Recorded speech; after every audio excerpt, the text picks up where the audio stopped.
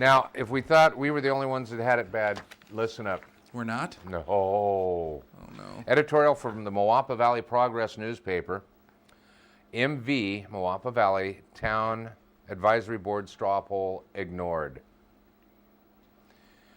Published January 7th of this year. In one of the most startling displays of political arrogance and local memory, Clark County Commissioners Tom Collins and Steve Sisolak, one has Moapa, the other one has Overton. Is that correct, Sam? Correct.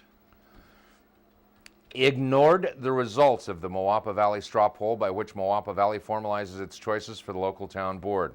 The straw poll process has been used for decades and has always been respected by the county commissioners who represented Moapa Valley without regard for political or to political affiliation. Is there getting to be a theme here? Yes, of course. Now that time-honored process has been gutted and cast aside for political expediency and cronyism, reaching to the bottom of the list of candidates to find those who had garnered the fewest votes, Collins and Sisolak appointed community gadfly Billy Mildice, 239 votes, and Mesquite postmaster Deborah Greco, 415 votes. Greco lives in Overton. Ignoring established precedent set over 50 years, the honorable commissioners refused to seat incumbent Rick Eade with 1,097 votes, and longtime resident and respected school administrator Pledger Solomon, 1,011 votes.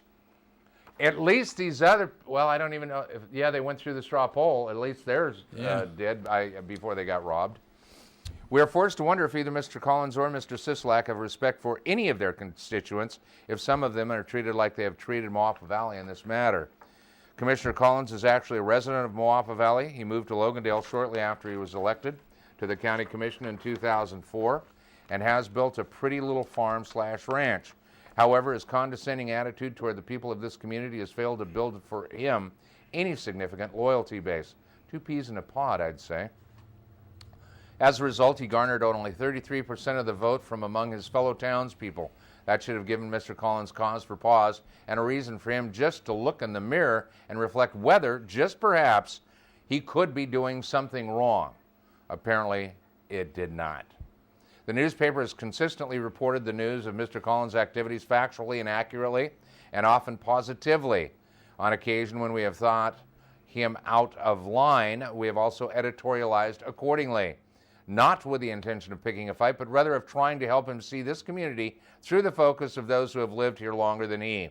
We see that as our responsibility and duty as a community newspaper.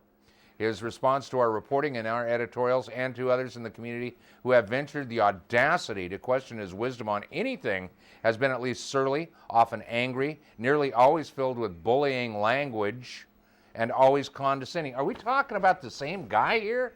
I mean, Gee, yeah. condescending would be good. Bullying another for our own. Wait a second. I don't know if it is the same guy because he didn't do half as well as Sisolak. Well, I would say he didn't do as well as Sisolak did in the because he got, what, 33% of the vote, right? Yeah. Sisolak got 35, so I think Sisolak is just bigger in that proportion right there. Just my opinion. Thank you for that impacting statement. His assumption always seems to be that if we poor, unfortunate rural folk just knew as much as he did, then we would be grateful for his presence. That's awesome. These guys must sleep together. I swear. And I don't mean that in a sexual way. Osmosis. I don't. No, I don't. To add tragedy to this unfortunate comedy, we find rookie county commissioner Steve Sisolak apparently deciding to go along with this.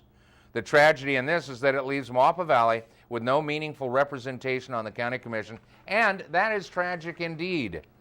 Some in this community have been around long enough to remember commissioners who served even before Commissioner Bruce Woodbury's long and well-served tenure. We have talked to some of those and have found that never during the years we were represented by Bob Broadbent, not when we were represented by James G. Sailor Ryan, not when we were represented by George Franklin or Rodney Colton, has there ever been a situation when the stated wishes of the community on an issue as fundamental as this were so ignored and trampled upon.